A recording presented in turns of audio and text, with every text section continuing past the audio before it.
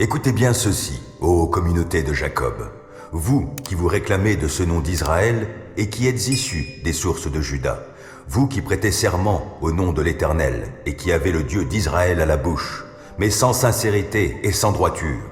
Car vous vous dénommez ceux de la ville sainte et vous vous appuyez sur le Dieu d'Israël, sur celui qui s'appelle le Seigneur des armées célestes. J'ai annoncé depuis longtemps les événements du passé, j'en ai parlé, je les ai fait entendre, puis soudain j'ai agi et cela s'est produit. Parce que je savais que tu es obstiné, que ton cou est semblable à un tendon de fer et que tu as un front de bronze, je t'ai annoncé ces événements bien longtemps à l'avance. Je t'en ai informé avant qu'ils se produisent, pour que tu ne puisses pas dire « C'est mon idole qui a fait toutes ces choses, c'est ma statue de bois, mon image en métal fondu, qui en a donné l'ordre. » Tu as bien entendu, considère bien tout cela. N'allez-vous pas l'annoncer vous aussi ? Maintenant, je t'annonce des choses nouvelles, cachées, que tu ne connais pas. Elles sont créées maintenant, et non depuis longtemps. Jusqu'à ce jour, tu n'en avais pas entendu parler, pour que tu ne puisses pas dire « Je le savais déjà ». Non, tu n'en savais rien. Tu ne l'avais pas entendu. Jamais auparavant, ce n'était parvenu à tes oreilles. Car je te connaissais et je te savais traître. Oui, tu t'appelles révolté de naissance. Par égard pour ma renommée, je retiens ma colère, et pour que la louange retentisse pour moi, je me réfrène pour ne pas te détruire. Je t'ai fait fondre, mais non pour en retirer de l'argent. Oui, je t'ai éprouvé dans le creuset de l'affliction. C'est par égard pour moi, uniquement pour moi, que j'agirai ainsi. Comment me laisserais-je déshonorer ? Je ne donnerai pas ma gloire à quelqu'un d'autre. Écoute-moi, Jacob, Israël, que j'appelle. Voilà ce que je suis.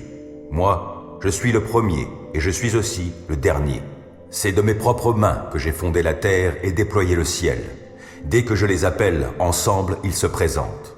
Vous tous, rassemblez-vous et écoutez-moi bien. Qui donc, parmi les autres dieux, a annoncé ces choses ? Cet homme que l'Éternel aime accomplira ce qu'il désire à l'encontre de Babylone. Son bras se lèvera contre les Chaldéens.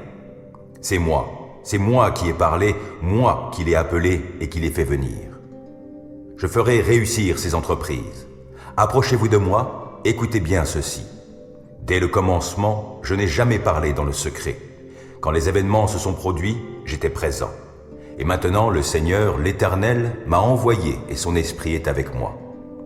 Ainsi dit l'Éternel, celui qui te délivre, et le Saint d'Israël. Moi, je suis l'Éternel, ton Dieu, et je t'instruis pour ton profit. Je te fais cheminer dans la voie où tu marches. Si toi, tu avais tenu compte de mes commandements, ta paix coulerait comme un fleuve, et la justice qui te serait faite déferlerait comme les vagues de la mer. Lors ta postérité serait pareille au sable. Ta descendance serait aussi nombreuse que les grains de sable des plages. Ton nom ne sombrerait pas dans l'oubli. Jamais tu ne disparaîtrais de devant moi. Sortez de Babylone, fuyez les Chaldéens. Avec des cris de joie, publiez la nouvelle. Proclamez-la, répandez-la au loin jusqu'au bout de la terre. Dites que l'Éternel a délivré son serviteur Jacob. Quand il les a conduits à travers le désert, ils n'ont pas souffert de la soif, car il a fait couler pour eux l'eau du rocher. Il a fendu le roc, et les eaux ont jailli. Mais, a dit l'Éternel, il n'y a pas de paix pour les méchants. Je vous recommande donc, frères et sœurs, à cause de cette immense bonté de Dieu, à lui offrir votre corps comme un sacrifice vivant, saint et qui plaise à Dieu. Ce sera là de votre part un culte raisonnable. Ne prenez pas comme modèle le monde actuel, mais soyez transformés par le renouvellement de votre intelligence pour pouvoir discerner la volonté de Dieu, ce qui est bon, ce qui lui plaît, ce qui est parfait. En vertu de la grâce que Dieu m'a faite, voici ce que je dis à chacun d'entre vous. N'allez pas au-delà de ce à quoi vous devez prétendre. Tendez au contraire à une sage appréciation de vous-même, chacun selon la part que Dieu lui a confiée. Chacun de nous a, dans un seul corps, de nombreux organes, mais ces organes n'ont pas la même fonction. De même, alors que nous sommes nombreux, nous formons ensemble un seul corps par notre union avec Christ. Et nous sommes tous, et chacun pour sa part, membres les uns des autres. Et nous avons des dons de la grâce différents que, dans sa bonté, Dieu nous a accordés. Pour l'un, c'est la prophétie, qu'il exerce cette activité conformément à notre foi commune. Pour un autre, c'est le service, qu'il se consacre à ce service. Que celui qui a reçu un ministère d'enseignement enseigne. Que celui qui a reçu un ministère d'encouragement encourage. Que celui qui donne le fasse sans arrière-pensée. Que celui qui dirige le fasse avec sérieux. Que celui qui secourt les malheureux le fasse avec joie. Que votre amour soit sincère. Ayez donc le mal en horreur. Attachez-vous de toutes vos forces au bien, notamment en ce qui concerne l'amour fraternel. Soyez pleins d'affection les uns pour les autres. L'estime mutuelle. Soyez les premiers à la manifester. L'ardeur. Ne soyez pas nonchalants. L'esprit. Soyez bouillants. Le Seigneur. Soyez de bons serviteurs. L'espérance. Qu'elle soit votre joie. L'épreuve. Qu'elle vous trouve plein d'endurance. La prière. Priez avec persévérance. Les besoins de ceux qui font partie du peuple saint. Soyez-en solidaires, toujours prêts à pratiquer l'hospitalité. Demandez à Dieu de faire du bien à ceux qui vous persécutent.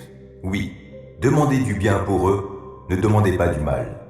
Partagez la joie de ceux qui sont dans la joie, les larmes de ceux qui pleurent. Ayez les uns pour les autres une égale considération. Ne visez pas à ce qui est trop haut, mais laissez-vous attirer par ce qui est humble. Ne vous prenez pas pour des sages. Ne répondez jamais au mal par le mal. Cherchez au contraire à faire ce qui est bien devant tous les hommes. Autant que possible, et dans la mesure où cela dépend de vous, vivez en paix avec tous les hommes. Mes amis, ne vous vengez pas vous-même, mais laissez agir la colère de Dieu, car il est écrit « C'est à moi qu'il appartient de faire justice. C'est moi qui rendrai à chacun son dû. Mais voici votre part. Si ton ennemi a faim, donne-lui à manger. S'il a soif, donne-lui à boire. Par là, ce sera comme si tu lui mettais des charbons ardents sur la tête. Ne te laisse pas vaincre par le mal. Au contraire, sois vainqueur du mal par le bien. Car je ne voulais pas que tout mon travail passé et futur soit compromis. Or, Tite, mon compagnon, était d'origine païenne. Eh bien, on ne l'a même pas obligé à se soumettre au rite de la circoncision. Et cela, malgré la présence de faux frères, des intrus qui s'étaient infiltrés dans nos rangs pour espionner la liberté dont nous jouissons dans notre union avec Jésus-Christ. Ils voulaient faire de nous des esclaves, mais nous ne leur avons pas cédé un seul instant ni fait la moindre concession afin que la vérité de l'Évangile soit maintenue pour vous. Quelle a été, à cet égard, l'attitude des personnes les plus considérées? En fait, ce qu'elles étaient alors m'importe peu, car Dieu ne fait pas de favoritisme. Eh bien, ces personnes-là ne m'ont pas imposé d'autres directives. Au contraire, ils ont constaté que Dieu m'avait confié la charge d'annoncer l'Évangile aux non-juifs, comme à Pierre, celle de l'annoncer aux Juifs. Car celui qui a agi en Pierre pour qu'il soit l'apôtre des Juifs, a aussi agi en moi pour que je sois celui des non-juifs. Ainsi, Jacques, Pierre et Jean, qui sont considérés comme colonnes de l'Église, ont reconnu que Dieu, dans sa grâce, m'avait confié cette tâche particulière. C'est pourquoi ils nous ont serré la main, à Barnabas et à moi, en signe d'accord et de communion. Et nous avons convenu ensemble que nous irions, nous, vers les peuples païens, tandis qu'eux se consacreraient aux Juifs. Ils nous ont seulement demandé de nous souvenir des pauvres, ce que j'ai bien pris soin de faire. Mais lorsque Pierre est venu à Antioche, je me suis opposé ouvertement à lui, car il avait tort. En effet, avant l'arrivée de quelques personnes de l'entourage de Jacques, il prenait part au repas commun avec les croyants non-juifs. Mais après leur venue, il s'est esquivé et s'est tenu à l'écart parce qu'il craignait les croyants d'origine juive. Comme lui, les autres chrétiens d'origine juive se sont mis, eux aussi, à cacher leurs véritables convictions au point que Barnabas lui-même s'est laissé entraîner par leur dissimulation. Mais quand j'ai vu qu'ils ne marchaient pas droit selon la vérité de l'Évangile, j'ai dit à Pierre, devant tous les frères, « Toi qui es juif, tu vis comme un croyant d'origine païenne et non comme un juif. Comment peux-tu vouloir obliger les frères et sœurs d'origine païenne à vivre comme des juifs? Nous qui sommes juifs de naissance, nous ne faisons pas partie de ces pécheurs que sont les païens. Cependant, nous avons compris qu'on est déclaré juste devant Dieu, non parce qu'on accomplit les œuvres que commande la loi, mais uniquement par la foi en Jésus-Christ. C'est pourquoi nous avons, nous aussi, placé notre confiance en Jésus-Christ pour être déclarés justes par la foi et non parce que nous aurions accompli ce que la loi ordonne. Car personne ne sera déclaré juste devant Dieu parce qu'il aura accompli ce qu'ordonne la loi. Mais si, en cherchant à être déclarés justes dans l'union avec Christ, nous avons montré par là même que nous étions des pécheurs comme les païens, cela signifie-t-il que Christ est complice du péché? Loin de là. Car si je remets en vigueur le régime de la loi que j'ai abandonné, alors je me place moi-même dans la situation d'un homme qui transgresse la loi. Car c'est par la loi que je suis mort au régime de la loi afin de vivre pour Dieu. En effet, je suis crucifié avec Christ. Ce n'est plus moi qui vis, c'est Christ qui vit en moi. Ma vie en tant qu'homme, je la vis maintenant dans la foi au Fils de Dieu qui, par amour pour moi, s'est livré à la mort à ma place. Ainsi, je ne rejette pas la grâce de Dieu, car si c'est l'obéissance à la loi qui permet d'être déclaré juste, alors Christ est mort pour rien. À cette époque, Hérode, le gouverneur de la Galilée, entendit parler de Jésus. « Cet homme, dit-il à ses courtisans, c'est sûrement Jean-Baptiste. Le voilà ressuscité des morts. C'est pour cela qu'il détient le pouvoir de faire des miracles. » En effet, Hérode avait ordonné d'arrêter Jean, l'avait fait enchaîner et jeter en prison à cause d'Hérodiade, la femme de Philippe, son demi-frère, parce qu'il lui disait « Tu n'as pas le droit de la prendre pour femme ». Hérode cherchait donc à le faire mourir, mais il craignait la foule car elle considérait Jean-Baptiste comme un prophète. Or, le jour de l'anniversaire d'Hérode, la fille d'Hérodiade exécuta une danse devant les invités. Hérode était sous son charme. Aussi lui promit-il, avec serment, de lui donner tout ce qu'elle demanderait. À l'instigation de sa mère, elle lui dit « Donne-moi ici, sur un plat, la tête de Jean-Baptiste. » Cette demande attrista le roi, mais à cause de son serment et de ses invités, il donna l'ordre de la lui accorder. Il envoya un soldat décapiter Jean-Baptiste dans la prison. La tête de ce dernier fut apportée sur un plat et remise à la jeune fille qui la porta à sa mère. Les disciples de Jean-Baptiste vinrent prendre son corps pour l'enterrer, puis ils allèrent informer Jésus de ce qui s'était passé. Quand Jésus entendit la nouvelle, il quitta la contrée en bateau et se retira à l'écart, dans un endroit désert. Mais les foules l'apprirent. Elles sortirent de leur bourgade et le suivirent à pied. Aussi, quand Jésus descendit du bateau, il vit une foule nombreuse. Alors, il fut pris de compassion pour elle et guérit les malades. Le soir venu, les disciples s'approchèrent de lui et lui dirent « Cet endroit est désert et il se fait tard. Renvoie donc ces gens pour qu'ils aillent dans les villages voisins s'acheter de la nourriture. » Mais Jésus leur dit « Ils n'ont pas besoin d'y aller. Donnez-leur vous-même à manger. » Mais, lui répondirent-ils, nous n'avons ici que 5 pains et 2 poissons. Apportez-les-moi, leur dit Jésus. Il ordonna à la foule de s'asseoir sur l'herbe, puis il prit les 5 pains et les 2 poissons. Il leva les yeux vers le ciel et prononça la prière de bénédiction. Ensuite, il partagea les pains et les donna aux disciples qui les distribuèrent à la foule. Tout le monde mangea à satiété. On ramassa les morceaux qui restaient. On en remplit 12 paniers. Ceux qui avaient mangé étaient au nombre de 5000 hommes, sans compter les femmes et les enfants. Aussitôt après, Jésus pressa ses disciples de remonter dans le bateau pour qu'ils le précèdent de l'autre côté du lac, pendant qu'il renverrait la foule. Quand tout le monde se fut dispersé, il gravit une colline pour prier à l'écart. À la tombée de la nuit, il était là, tout seul. Pendant ce temps, à plusieurs centaines de mètres au large, le bateau luttait contre les vagues, car le vent était contraire. Vers la fin de la nuit, Jésus se dirigea vers ses disciples en marchant sur les eaux du lac. Quand ils le virent marcher sur l'eau, ils furent pris de panique. « C'est un fantôme », dirent-ils, et ils se mirent à pousser des cris de frayeur. Mais Jésus leur parla aussitôt. « Rassurez-vous, leur dit-il, c'est moi, n'ayez pas peur. » Alors Pierre lui dit « Si c'est bien toi, Seigneur, ordonne-moi de venir te rejoindre sur l'eau. »« Viens, lui dit Jésus. » Aussitôt, Pierre descendit du bateau et se mit à marcher sur l'eau en direction de Jésus. Mais quand il remarqua combien le vent soufflait fort, il prit peur et, comme il commençait à s'enfoncer, il s'écria « Seigneur, sauve-moi !» Aussitôt, Jésus lui tendit la main et le saisit. « Ta foi est bien petite, lui dit-il. Pourquoi as-tu douté ?» Puis ils montèrent tous deux dans le bateau. Le vent tomba. Les hommes qui se trouvaient dans l'embarcation se prosternèrent devant lui en disant « Tu es vraiment le Fils de Dieu ». Après avoir traversé le lac, ils touchèrent terre à Génézareth. Quand les habitants du lieu eurent reconnu Jésus, ils firent prévenir tout le voisinage et on lui amena tous les malades. Ils le suppliaient de leur permettre simplement de toucher la frange de son vêtement, et tous ceux qui la touchaient étaient guéris. Gardez-vous d'accomplir devant les hommes pour vous faire remarquer par eux ce que vous faites pour obéir à Dieu.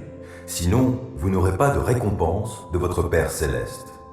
Ainsi, lorsque tu donnes quelque chose aux pauvres, ne le claironne pas partout. Ce sont les hypocrites qui agissent ainsi dans les synagogues et dans les rues pour que les gens chantent leurs louanges. Vraiment, je vous l'assure, leur récompense, ils l'ont d'ores et déjà reçue. Mais toi, quand tu donnes quelque chose aux pauvres, que ta main gauche ne sache pas ce que fait ta main droite. Que ton aumône se fasse ainsi en secret. Et ton Père, qui voit dans le secret, te le rendra. Quand vous priez, n'imitez pas ces hypocrites qui aiment à faire leurs prières debout dans les synagogues et à l'angle des rues. Ils tiennent à être remarqués par tout le monde. Vraiment, je vous l'assure, leur récompense, ils l'ont d'ores et déjà reçue. Mais toi, quand tu veux prier, va dans ta pièce la plus retirée, verrouille ta porte et adresse ta prière à ton Père, qui est là dans le lieu secret. Et ton Père, qui voit dans le secret, te le rendra. Dans vos prières, ne rabâchez pas des tas de paroles à la manière des païens. Ils s'imaginent qu'à force de paroles, Dieu les entendra. Ne les imitez pas, car votre Père sait ce qu'il vous faut avant que vous le lui demandiez. Priez donc ainsi. Notre Père, qui es aux cieux, que ton nom soit sanctifié, que ton règne vienne, que ta volonté soit faite sur la terre comme au ciel. Donne-nous aujourd'hui le pain dont nous avons besoin. Pardonne-nous nos torts envers toi, comme nous aussi, nous pardonnons les torts des autres envers nous. Ne nous expose pas à la tentation et surtout, délivre-nous du diable. Car à toi appartiennent le règne et la puissance et la gloire à jamais. En effet, si vous pardonnez aux autres leurs fautes, votre Père céleste vous pardonnera aussi. Mais si vous ne pardonnez pas aux autres, votre Père ne vous pardonnera pas non plus vos fautes. Lorsque vous jeûnez, n'ayez pas, comme les hypocrites, une mine triste. Pour bien montrer aux gens qu'ils jeûnent, ils prennent des visages défaits. Vraiment, je vous l'assure, leur récompense, ils l'ont d'ores et déjà reçue. Mais toi, quand tu jeûnes, parfume tes cheveux et lave ton visage, pour que personne ne se rende compte que tu es en train de jeûner, sauf ton Père, qui est là, dans le lieu secret.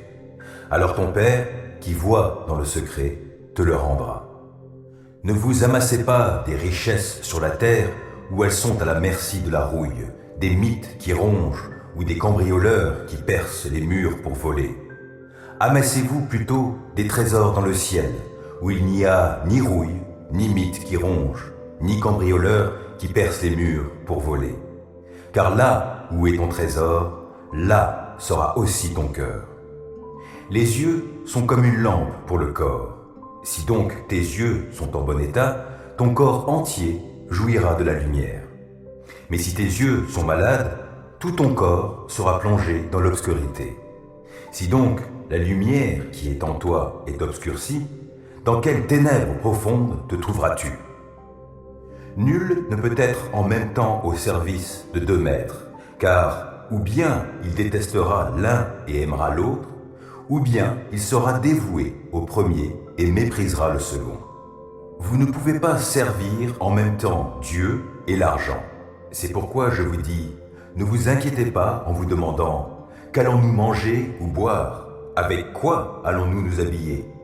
La vie ne vaut-elle pas bien plus que la nourriture? Et le corps ne vaut-il pas bien plus que les vêtements? Voyez ces oiseaux qui volent dans le ciel. Ils ne sèment ni ne moissonnent. Ils n'amassent pas de provisions dans les greniers, et votre Père céleste les nourrit. N'avez-vous pas bien plus de valeur qu'eux? D'ailleurs, qui de vous peut, à force d'inquiétude, prolonger son existence, ne serait-ce que de quelques instants? Quant aux vêtements, Pourquoi vous inquiétez à leur sujet? Observez les lys sauvages. Ils poussent sans se fatiguer à tisser des vêtements. Pourtant, je vous l'assure, le roi Salomon lui-même, dans toute sa gloire, n'a jamais été aussi bien vêtu que l'un d'eux. Si Dieu habille ainsi cette petite plante des champs qui est là aujourd'hui et qui demain sera jetée au feu, à plus forte raison ne vous vêtira-t-il pas vous-même? Ah, votre foi est bien petite. Ne vous inquiétez donc pas et ne dites pas « Que mangerons-nous » ou « Que boirons-nous » ou « Avec quoi nous habillerons-nous » Toutes ces choses, les païens s'en préoccupent sans cesse. Mais votre Père, qui est aux cieux, sait que vous en avez besoin. Faites donc du royaume de Dieu et de ce qui est juste à ses yeux votre préoccupation première, et toutes ces choses vous seront données en plus. Ne vous inquiétez pas pour le lendemain se souciera de lui-même. À chaque jour suffit sa peine. Un jour de sabbat, Jésus traversait des champs de blé. Ses disciples cueillaient des épis et, après les avoir frottés dans leurs mains, en mangeaient les grains. Des pharisiens dirent « Pourquoi faites-vous ce qui est interdit le jour du sabbat ?» Jésus prit la parole et leur dit « N'avez-vous pas lu ce qu'a fait David lorsque lui et ses compagnons eurent faim ? Il est entré dans le sanctuaire de Dieu, a pris les pains exposés devant Dieu et en a mangé. Puis il en a donné à ses hommes alors que seuls les prêtres ont le droit d'en manger. » Et il ajouta « Le Fils de l'homme est maître du sabbat. » Un autre jour de sabbat, Jésus entra dans la synagogue et commença à enseigner. Or, il y avait là un homme dont la main droite était paralysée. Les spécialistes de la loi et les pharisiens surveillaient attentivement Jésus pour voir s'il ferait une guérison le jour du sabbat. Ils espéraient ainsi trouver un motif d'accusation contre lui. Mais Jésus, sachant ce qu'il méditait, dit à l'homme qui avait la main infirme « Lève-toi et tiens-toi là, au milieu. » L'homme se leva et se tint debout. Alors Jésus s'adressa aux autres. « J'ai une question à vous poser. Est-il permis, le jour du sabbat, de faire du bien ou de faire du mal? Est-il permis de sauver une vie ou bien faut-il la laisser périr ?» Il balaya alors l'assistance du regard, puis il dit à cet homme « Étends la main. » Ce qu'il fit, et sa main fut guérie. Les spécialistes de la loi et les pharisiens furent remplis de fureur et se mirent à discuter entre eux sur ce qu'ils pourraient entreprendre contre Jésus. Vers cette même époque, Jésus se retira sur une colline pour prier. Il passa toute la nuit à prier Dieu. À l'aube, il appela ses disciples auprès de lui et choisit 12 d'entre eux, qu'il nomma apôtres. Simon, qu'il appela Pierre, André, son frère, Jacques, Jean, Philippe, Barthélemy, Matthieu, Thomas, Jacques, fils d'Alphée, Simon, le zélé, Jude, fils de Jacques, et Judas, l'Iscariote, qui finit par le trahir. En descendant avec eux de la colline, Jésus s'arrêta sur un plateau où se trouvait un grand nombre de ses disciples, ainsi qu'une foule immense venue de toute la Judée, de Jérusalem et de la région littorale de Tyr et de Sidon. Tous étaient venus pour l'entendre et pour être guéris de leur maladie. Ceux qui étaient tourmentés par des esprits mauvais étaient délivrés. Tout le monde cherchait à le toucher, parce qu'une puissance sortait de lui et guérissait tous les malades. Alors Jésus, regardant ses disciples, dit « Heureux vous qui êtes pauvres, car le royaume de Dieu vous appartient. Heureux êtes-vous, vous qui maintenant avez faim, car vous serez rassasiés. Heureux vous qui maintenant pleurez, car vous rirez. Heureux serez-vous quand les hommes vous haïront, vous rejetteront, vous insulteront, vous chasseront en vous accusant de toutes sortes de maux à cause du Fils de l'homme. Quand cela arrivera, réjouissez-vous et sautez de joie, car une magnifique récompense vous attend dans le ciel. En effet, c'est bien de la même manière que leurs ancêtres ont traité les prophètes. Mais malheur à vous qui possédez des richesses, car vous avez déjà reçu toute la consolation que vous pouvez attendre. Malheur à vous qui, maintenant, avez tout à satiété, car vous aurez faim. Malheur à vous qui maintenant riez, car vous connaîtrez le deuil et les larmes. Malheur à vous quand tous les hommes diront du bien de vous, car c'est de la même manière que leurs ancêtres ont traité les faux prophètes. Quant à vous tous qui m'écoutez, voici ce que je vous dis. Aimez vos ennemis, faites du bien à ceux qui vous haïssent, Appelez la bénédiction divine sur ceux qui vous maudissent. Priez pour ceux qui vous calomnient. Si quelqu'un te gifle sur une joue, présente-lui aussi l'autre. Si quelqu'un te prend ton manteau, ne l'empêche pas de prendre aussi ta chemise. Donne à tous ceux qui te demandent, et si quelqu'un te prend ce qui t'appartient, n'exige pas qu'il te le rende. Faites pour les autres ce que vous voudriez qu'ils fassent pour vous. Si vous aimez seulement ceux qui vous aiment, pensez-vous avoir droit à une reconnaissance particulière? Les pécheurs aiment aussi leurs amis. Et si vous faites du bien seulement à ceux qui vous en font, pourquoi vous attendriez-vous à de la reconnaissance? Les pécheurs n'agissent-ils pas de même? Si vous prêtez seulement à ceux dont vous espérez être remboursés, quelle reconnaissance vous doit-on? Les pécheurs aussi se prêtent entre eux pour être remboursés. Vous, au contraire, aimez vos ennemis, faites-leur du bien et prêtez sans espoir de retour. Alors, votre récompense sera grande. Vous serez les fils du Très-Haut, parce qu'il est lui-même bon pour les ingrats et les méchants. Votre Père est plein de bonté, soyez donc bons comme lui. Ne vous posez pas en juge d'autrui, et vous ne serez pas vous-même jugés. Gardez-vous de condamner les autres, et, à votre tour, vous ne serez pas condamnés. Pardonnez, et vous serez vous-même pardonnés. Donnez, et l'on vous donnera, on versera dans le pan de votre vêtement une bonne mesure bien tassée, secouée et débordante. Car on emploiera à votre égard la mesure dont vous vous serez servi pour mesurer. Il ajouta cette comparaison. Un aveugle peut-il guider un autre aveugle? Ne vont-ils pas tous les deux tomber dans le fossé? Le disciple n'est pas plus grand que celui qui l'enseigne, mais tout disciple bien formé sera comme son maître. Pourquoi vois-tu les grains de sciure dans l'œil de ton frère, alors que tu ne remarques pas la poutre qui est dans le tien? Comment peux-tu dire à ton frère, « Frère, laisse-moi enlever cette sciure que tu as dans l'œil », alors que tu ne remarques pas la poutre qui est dans le tien? Hypocrite, commence donc par retirer la poutre de ton œil, alors tu y verras assez clair pour ôter la sciure de l'œil de ton frère. Un bon arbre ne peut pas porter de mauvais fruits, ni un mauvais arbre de bons fruits. En effet, chaque arbre se reconnaît à ses fruits. On ne cueille pas de figues sur des chardons et on ne récolte pas non plus du raisin sur des ronces. L'homme qui est bon tire le bien du bon trésor de son cœur. Celui qui est mauvais tire le mal de son mauvais fond. Ce qu'on dit vient de ce qui remplit le cœur. Pourquoi m'appelez-vous Seigneur, Seigneur, alors que vous n'accomplissez pas ce que je vous commande? Savez-vous à qui ressemble celui qui vient à moi, qui écoute mes paroles et les applique? C'est ce que je vais vous montrer. Il ressemble à un homme qui a bâti une maison. Il a creusé, il est allé profond, et il a assis les fondations sur le roc. Quand le fleuve a débordé, les eaux se sont jetées avec violence contre la maison. Mais elles n'ont pas pu l'ébranler parce qu'elle était construite selon les règles de l'art. Mais celui qui écoute mes paroles sans les appliquer ressemble à un homme qui a construit sa maison directement sur la terre meuble, sans fondation. Dès que les eaux du fleuve se sont jetées contre elle, la maison s'est effondrée et il n'en est resté qu'un grand tas de ruines. C'est en toi, Éternel, que je cherche un refuge. Que jamais cela ne tourne à ma confusion. Toi qui es juste, délivre-moi, tends l'oreille vers moi. Viens vite, viens me délivrer. Sois pour moi un rocher entouré de murailles, une solide forteresse où je trouverai le salut. Oui, tu es pour moi un rocher et une forteresse. À cause de ce que tu es, toi, tu me guideras et tu me conduiras. Du piège que l'on m'a tendu, tu me feras sortir, puisque tu es ma forteresse. Je remets mon esprit entre tes mains. Tu m'as libéré, Éternel, toi, le Dieu véritable. Je les hais, tous ceux qui s'attachent à des idoles de néant. Je me confie en l'Éternel.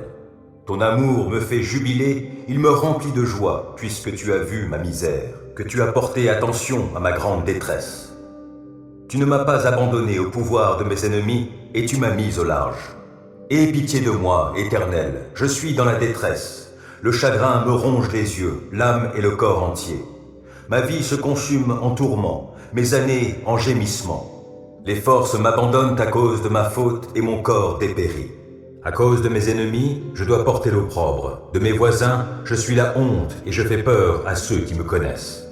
Ceux qui me croisent en chemin s'écartent loin de moi. Ils m'ont rayé de leur mémoire. Me voilà comme un mort. Je suis comme un objet perdu.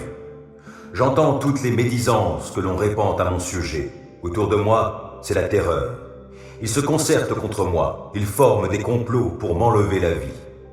Mais moi, ô Éternel, je me confie en toi. Je dis, tu es mon Dieu. Mes destinées sont dans ta main. Délivre-moi de la main de mes ennemis, car ils s'acharnent contre moi. Regarde-moi avec bonté, je suis ton serviteur. Viens me sauver dans ton amour. Que je ne sois pas dans la honte, ô Éternel, quand je t'invoque, mais que les méchants soient honteux et réduisent au silence dans le séjour des morts. Qu'ils soient rendus muets tous ces menteurs aux lèvres fausses qui parlent avec arrogance contre le juste, avec orgueil, avec mépris. Combien est grande la bonté que tu tiens en réserve en faveur de ceux qui te craignent et que tu viens répandre sur ceux qui s'abritent en toi au vu de tous les hommes. Auprès de toi, tu leur donnes un refuge loin des machinations des hommes. Tu les préserves dans ta tente des langues médisantes. Béni soit l'Éternel, car il m'a témoigné son merveilleux amour lorsque je me trouvais dans une cité assiégée. Désemparé, je me disais, il ne se soucie plus de moi. Mais tu m'as entendu quand je te suppliais, quand je t'appelais à mon aide. Soyez remplis d'amour pour l'Éternel, vous qui lui êtes attachés. L'Éternel garde ceux qui lui sont fidèles, mais il punit sévèrement les arrogants. Soyez forts et prenez courage, vous qui vous attendez à l'Éternel. Ô Dieu, protège-moi, car je me réfugie en toi. Je dis à l'Éternel, toi, tu es mon Seigneur, et mon bonheur est en toi seul. Je suis plein d'affection pour tous ceux qui sont saints dans le pays. Ce sont eux qui sont vraiment grands. Mais tous ceux qui s'empressent après un autre Dieu ne font qu'augmenter leurs tourments. Je ne prendrai pas part à leurs sanglantes libations. Le nom de ces idoles ne passera pas sur mes lèvres. L'Éternel est ma part et la coupe où je bois. Tu garantis la part que j'ai reçue. Tu en as fixé les limites. C'est un jardin plein de délices. Oui, c'est pour moi un patrimoine merveilleux. Oui, je veux bénir l'Éternel qui me conseille. Et même dans la nuit, je suis instruit dans mon être intérieur. Je garde constamment les yeux fixés sur l'Éternel, car il est à ma droite pour que je ne vacille pas. Voilà pourquoi mon cœur est dans la joie, mon âme exulte d'allégresse. Ainsi mon corps repose dans la confiance. Tu ne m'abandonneras pas dans le séjour des morts. Tu ne laisseras pas un homme qui t'est attaché descendre dans la tombe. Tu me feras connaître le chemin de la vie. Plénitude de joie en ta présence, délices éternelles auprès de toi. Jacques, serviteur de Dieu et du Seigneur Jésus-Christ, salue les 12 tribus dispersées du peuple de Dieu. Mes frères et sœurs, quand vous passez par toutes sortes d'épreuves, considérez-vous comme heureux, car vous le savez, la mise à l'épreuve de votre foi produit l'endurance. Mais il faut que votre endurance aille jusqu'au bout de ce qu'elle peut faire, pour que vous parveniez à l'état d'adulte et soyez plein de force, des hommes auxquels il ne manque rien. Si l'un de vous manque de sagesse, qu'il la demande à Dieu, qu'il la lui donnera, car il donne à tous généreusement et sans faire de reproche. Il faut cependant qu'il la demande avec foi, sans douter, car celui qui doute ressemble aux vagues de la mer, agité et soulevé par le vent. Qu'un tel homme ne s'imagine pas obtenir quoi que ce soit du Seigneur. Son cœur est partagé, il est inconstant dans toutes ses entreprises. Que le frère ou la sœur pauvre soit fier de ce que Dieu l'élève, et le riche de ce que Dieu l'abaisse. En effet, il passera comme la fleur des champs. Le soleil se lève, sa chaleur devient brûlante, et la plante se dessèche. Sa fleur tombe, et toute sa beauté s'évanouit. Ainsi en est-il du riche. Il disparaîtra au milieu de ses activités. Heureux l'homme qui tient ferme face à la tentation, car après avoir fait ses preuves, il recevra la couronne du vainqueur, la vie que Dieu a promise à ceux qui l'aiment.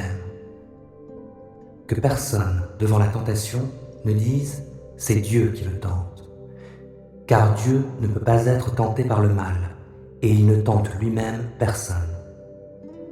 Lorsque nous sommes tentés, ce sont les mauvais désirs que nous portons en nous qui nous attirent et nous séduisent. Puis le mauvais désir conçoit, et donne naissance au péché. Or le péché, une fois parvenu à son plein développement, engendre la mort. Ne vous laissez donc pas égarer sur ce point, mes chers frères et sœurs. Tout cadeau de valeur, tout don parfait nous vient d'en haut, du Père des Lumières, et en qui il n'y a ni changement, ni ombre due à des variations. Par un acte de sa libre volonté, il nous a engendrés par la parole de vérité pour que nous soyons comme les premiers fruits de sa nouvelle création. Vous savez tout cela, mes chers frères et sœurs. Mais que chacun de vous soit toujours prêt à écouter, qu'il ne se hâte pas de parler, ni de se mettre en colère. Car ce n'est pas par la colère qu'un homme accomplit ce qui est juste aux yeux de Dieu. Débarrassez-vous donc de tout ce qui souille et de tout ce qui reste en vous de méchanceté, pour recevoir avec humilité la parole qui a été plantée dans votre cœur, car elle a le pouvoir de vous sauver. Seulement, ne vous contentez pas de l'écouter, traduisez-la en actes, sans quoi vous vous tromperiez vous-même. En effet, si quelqu'un se contente d'écouter la parole sans y conformer ses actes, il ressemble à un homme qui, en s'observant dans un miroir, découvre son vrai visage. Après s'être ainsi observé, il s'en va et oublie ce qu'il est. Voici, au contraire, un homme qui scrute la loi parfaite qui donne la liberté. Il lui demeure fidèlement attaché, et au lieu de l'oublier après l'avoir entendu, il y conforme ses actes. Cet homme sera heureux dans tout ce qu'il fait. Mais si quelqu'un croit être religieux, alors qu'il ne sait pas tenir sa langue en bride, il s'illusionne lui-même. Sa religion ne vaut rien. La religion authentique et pure aux yeux de Dieu, le Père, consiste à aider les orphelins et les veuves dans leur détresse et à ne pas se laisser corrompre par ce monde. Jésus dit « Que votre cœur ne se trouble pas, ayez foi en Dieu, ayez aussi foi en moi. Dans la maison de mon Père, il y a beaucoup de demeures. Si ce n'était pas vrai, je vous l'aurais dit. En effet, je vais vous préparer une place. Lorsque je vous aurai préparé une place, je reviendrai et je vous prendrai avec moi, afin que vous soyez, vous aussi, là où je suis. Mais vous en connaissez le chemin. » Thomas lui dit « Seigneur, nous ne savons même pas où tu vas. Comment pourrions-nous savoir par quel chemin on y parvient ?»« Je suis moi le chemin, répondit Jésus, la vérité et la vie. Personne ne va au Père sans passer par moi. Si vous me connaissez, vous connaîtrez aussi mon Père. Et maintenant déjà vous le connaissez, vous l'avez même vu. » Philippe intervint. « Seigneur, montre-nous le Père, et cela nous suffit. » « Et quoi, lui répondit Jésus, après tout le temps que j'ai passé avec vous, tu ne me connais pas encore, Philippe? Celui qui m'a vu a vu le Père. Comment peux-tu dire « montre-nous le Père » ? Ne crois-tu pas que je suis dans le Père et que le Père est en moi? Ce que je vous dis, je ne le dis pas de moi-même. Le Père demeure en moi, et c'est lui qui accomplit ainsi ses propres œuvres. Croyez-moi, je suis dans le Père, et le Père est en moi. Sinon, croyez au moins à cause des œuvres que vous m'avez vu accomplir. Vraiment, je vous l'assure, celui qui croit en moi accomplira les œuvres que je fais. Il en fera même de plus grandes parce que je vais auprès du Père. Et quoi que ce soit que vous demandiez en mon nom, je le réaliserai pour que la gloire du Père soit manifestée par le Fils. Je le répète, si vous me demandez quelque chose en mon nom, je le ferai. Si vous m'aimez, vous suivrez mes commandements. Et moi, je demanderai au Père de vous donner un autre défenseur en justice, afin qu'il reste pour toujours avec vous. C'est l'Esprit de vérité, celui que le monde est incapable de recevoir parce qu'il ne le voit pas et ne le connaît pas. Quant à vous, vous le connaissez, car il demeure auprès de vous, et il sera en vous. Non, je ne vous laisserai pas orphelin, mais je reviendrai vers vous. Sous peu, le monde ne me verra plus, mais vous, vous me verrez, parce que je vis, et que vous aussi, vous vivrez. Quand ce jour viendra, vous connaîtrez que je suis en mon Père, vous saurez aussi que vous êtes en moi, et que moi je suis en vous. Celui qui m'aime, c'est celui qui retient mes commandements et les applique. Mon Père aimera celui qui m'aime. Moi aussi, je l'aimerai et je me ferai connaître à lui. Jude, qu'il ne faut pas confondre avec Judas Iscariote, lui demanda : « Seigneur, pourquoi est-ce seulement à nous que tu veux te manifester, et non au monde ?» Jésus lui répondit : « Si quelqu'un m'aime, il obéira à ma parole. Mon Père aussi l'aimera. Nous viendrons à lui et nous établirons notre demeure chez lui. Mais celui qui ne m'aime pas ne met pas mes paroles en pratique. Or cette parole que vous entendez ne vient pas de moi, c'est la parole même du Père qui m'a envoyé. Je vous dis tout cela pendant que je suis encore avec vous. Mais le défenseur en justice, le Saint-Esprit que le Père enverra en mon nom, vous enseignera toutes choses et vous rappellera tout ce que je vous ai dit moi-même. Je pars, mais je vous laisse la paix. C'est ma paix que je vous donne. Je ne vous la donne pas comme le monde la donne. C'est pourquoi ne soyez pas troublés et n'ayez aucune crainte en votre cœur. Vous m'avez entendu dire que je pars, mais aussi que je reviendrai auprès de vous. Si vous m'aimiez, vous seriez heureux de savoir que je vais au Père, car le Père est plus grand que moi. Je vous ai prévenu dès maintenant, avant que ces choses arrivent, pour qu'au jour où elles se produiront, vous croyiez. Désormais, je n'aurai plus guère l'occasion de m'entretenir avec vous, car le dominateur de ce monde vient. Ce n'est pas qu'il ait une prise sur moi, mais il faut que le monde reconnaisse que j'aime le Père et que j'agis conformément à ce qu'il m'a ordonné. Levez-vous, partons d'ici. Vraiment, je vous l'assure, si quelqu'un n'entre pas par la porte dans l'enclos où l'on parque les brebis, mais qu'il escalade le mur à un autre endroit, c'est un voleur et un brigand. Celui qui entre par la porte est, lui, le berger des brebis. Le gardien de l'enclos lui ouvre, les brebis écoutent sa voix, il appelle par leur nom celles qui lui appartiennent et il les fait sortir de l'enclos. Quand il a conduit au dehors toutes celles qui sont à lui, il marche à leur tête et les brebis le suivent parce que sa voix leur est familière. Jamais elles ne suivront un étranger.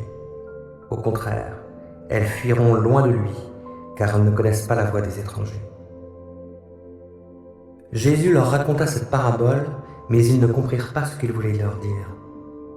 Alors il reprit : « Vraiment, je vous l'assure, moi, je suis la porte par où passent les brebis. Tous ceux qui sont venus avant moi étaient des voleurs et des brigands, mais les brebis ne les ont pas écoutés. C'est moi qui suis la porte. Celui qui entre par moi sera sauvé. Il pourra aller et venir librement, il trouvera de quoi se nourrir. Le voleur vient seulement pour voler, pour tuer et pour détruire. Moi, je suis venu afin que les hommes aient la vie, une vie abondante. Moi, je suis le bon berger. Le bon berger donne sa vie pour ses brebis.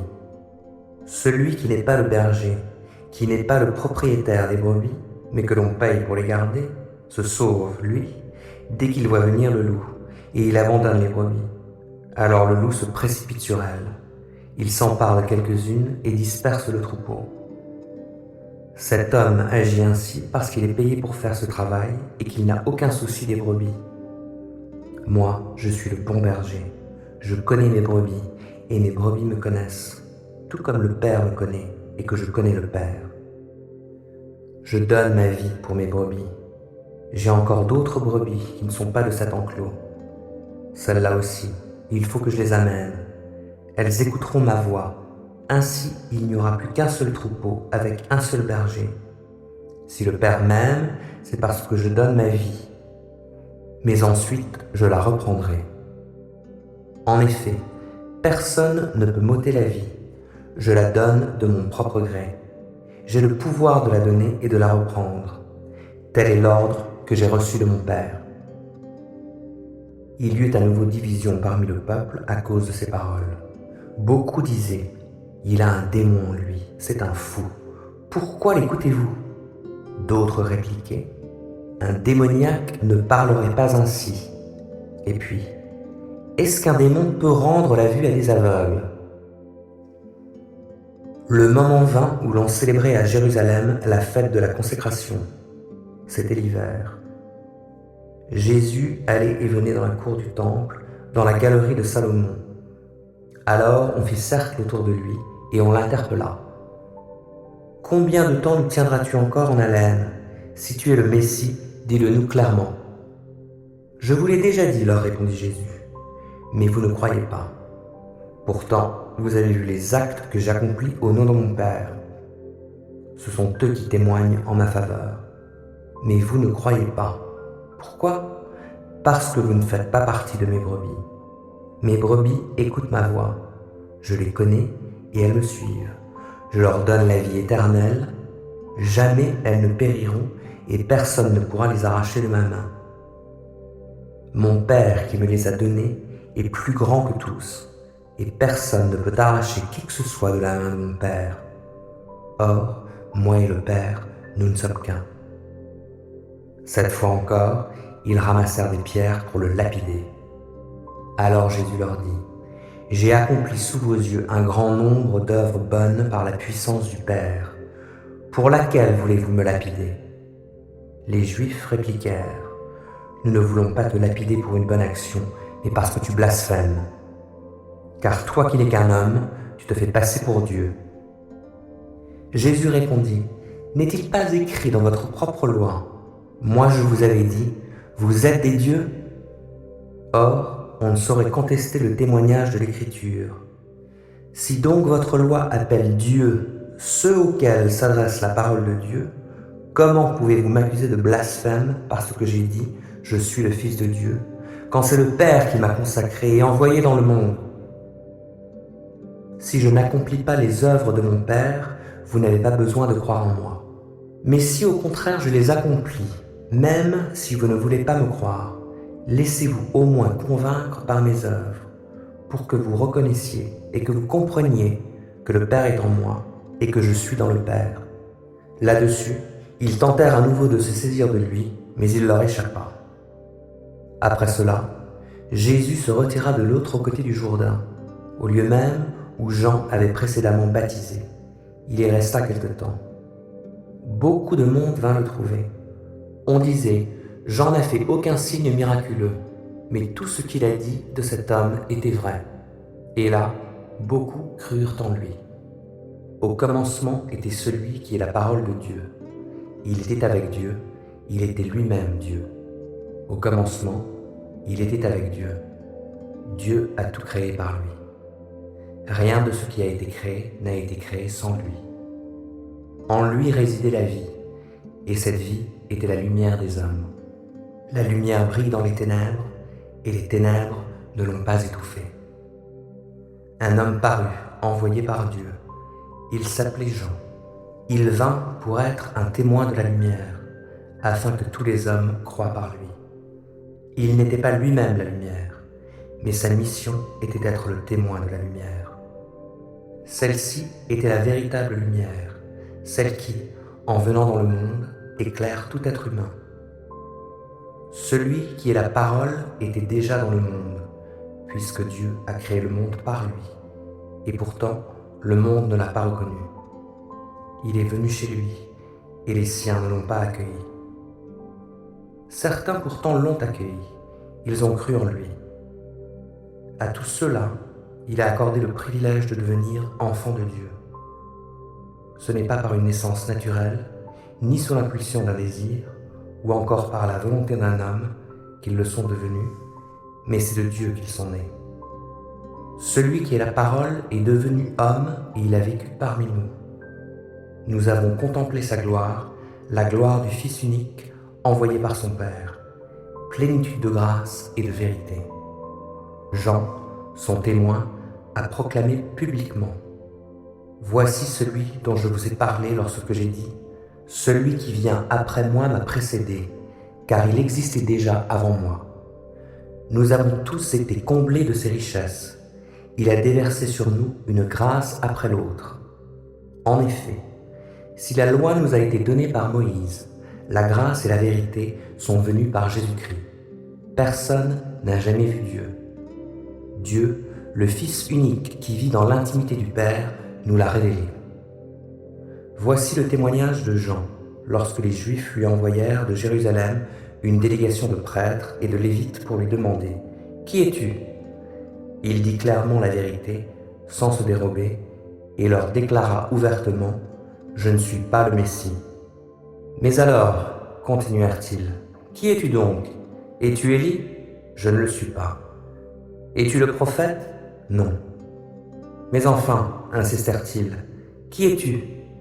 Il faut bien que nous rapportions une réponse à ceux qui nous ont envoyés. Que dis-tu de toi-même? Moi, répondit-il, je suis cette voix dont parle le prophète Ésaïe, la voix de quelqu'un qui crie dans le désert. Préparez le chemin pour le Seigneur. Les envoyés étaient du parti des pharisiens. Ils continuèrent de l'interroger. Si tu n'es pas le Messie, ni Élie, ni le prophète, pourquoi donc baptises-tu? Moi, leur répondit Jean, je vous baptise dans l'eau. Mais au milieu de vous se trouve quelqu'un que vous ne connaissez pas. Il vient après moi, mais je ne suis pas digne de dénouer la lanière de ses sandales. Cela se passait à Béthanie, à l'est du Jourdain, là où Jean baptisait. Le lendemain, Jean aperçut Jésus qui se dirigeait vers lui. Alors il s'écria, « Voici l'agneau de Dieu, celui qui enlève le péché du monde. C'est de lui que je vous ai parlé lorsque je disais, « Un homme vient après moi, il m'a précédé, car il existait déjà avant moi. » Moi non plus, je ne savais pas que c'était lui. Mais si je suis venu baptiser dans l'eau, c'est pour le faire connaître au peuple d'Israël. Jean-Baptiste rendit ce témoignage. J'ai vu l'Esprit descendre du ciel comme une colombe et se poser sur lui. Je ne savais pas que c'était lui, mais Dieu, qui m'a envoyé baptiser dans l'eau, m'avait dit « Tu verras l'Esprit descendre et se poser sur un homme. C'est lui qui baptisera dans le Saint-Esprit. » Or cela, je l'ai vu de mes yeux, et je l'atteste solennellement.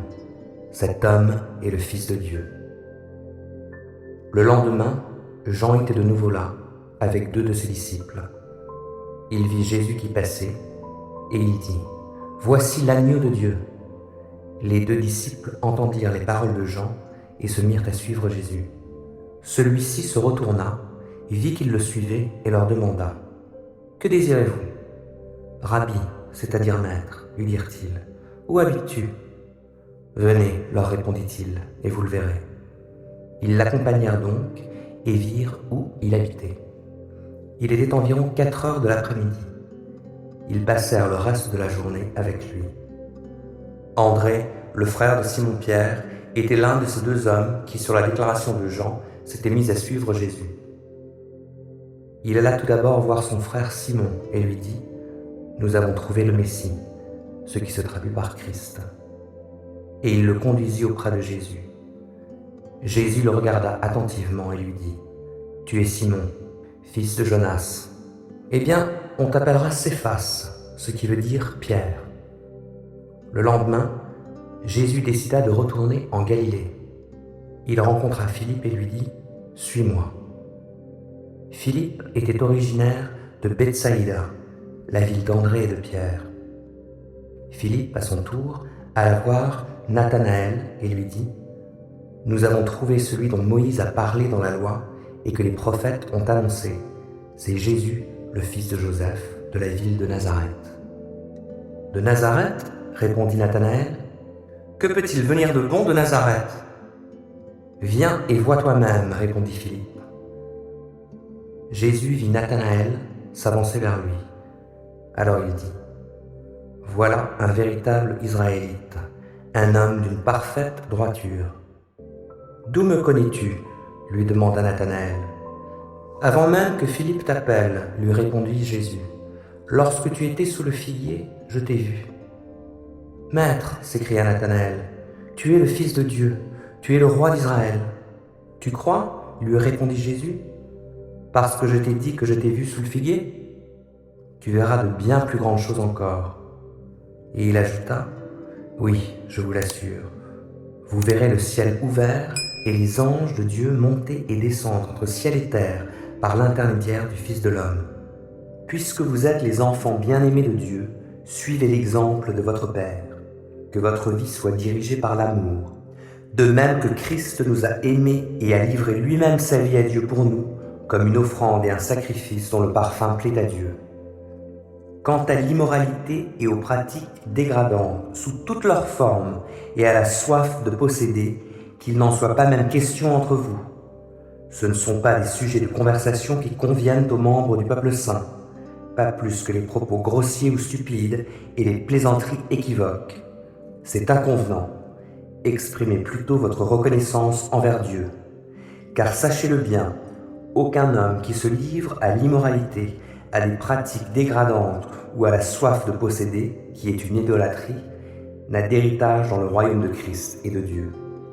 Que personne ne vous trompe par des discours sans valeur. Ce sont ces désordres qui attirent la colère de Dieu sur ceux qui refusent de lui obéir. Ne vous associez pas à ces gens-là. Autrefois, certes, vous apparteniez aux ténèbres, mais à présent, par votre union avec le Seigneur, vous appartenez à la lumière. Comportez-vous donc comme des enfants de la lumière, car ce que produit la lumière, c'est tout ce qui est bon, juste et vrai. Efforcez-vous de discerner ce qui plaît au Seigneur. Ne participez pas aux pratiques stériles que favorisent les ténèbres, mais démasquez-les plutôt. Car tout ce que ces gens-là font en cachette est si honteux qu'on n'ose même pas en parler. Mais quand ces choses sont démasquées, leur véritable nature paraît à la lumière. Or ce qui paraît à la lumière est lumière. De là viennent ces paroles. Réveille-toi, ô toi qui dors, relève-toi d'entre les morts, et Christ fera lever sa lumière sur toi. Veillez donc avec soin à votre manière de vivre. Ne vous comportez pas comme des insensés, mais comme des gens sensés. Mettez à profit les occasions qui se présentent à vous, car nous vivons des jours mauvais. C'est pourquoi ne soyez pas déraisonnables, mais comprenez ce que le Seigneur attend de vous.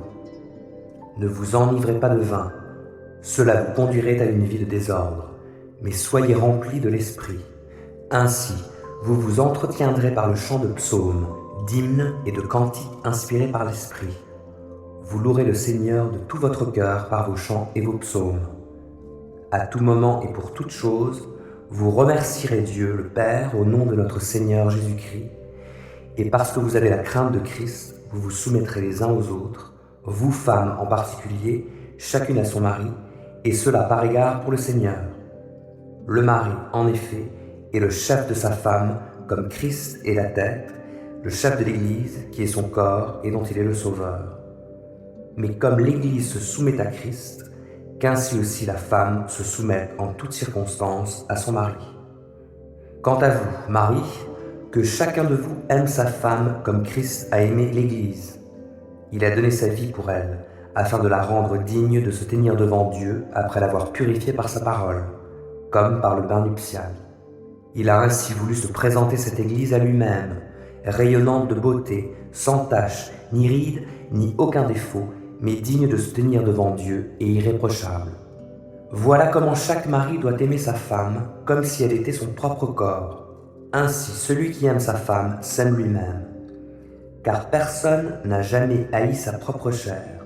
Au contraire, chacun la nourrit et l'entoure de soins, comme Christ le fait pour l'Église, parce que nous sommes les membres de son corps. C'est pourquoi l'homme laissera son père et sa mère pour s'attacher à sa femme, et les deux ne feront plus qu'un. Il y a là un grand mystère. Je parle de ce que je viens de dire au sujet de Christ et de l'Église.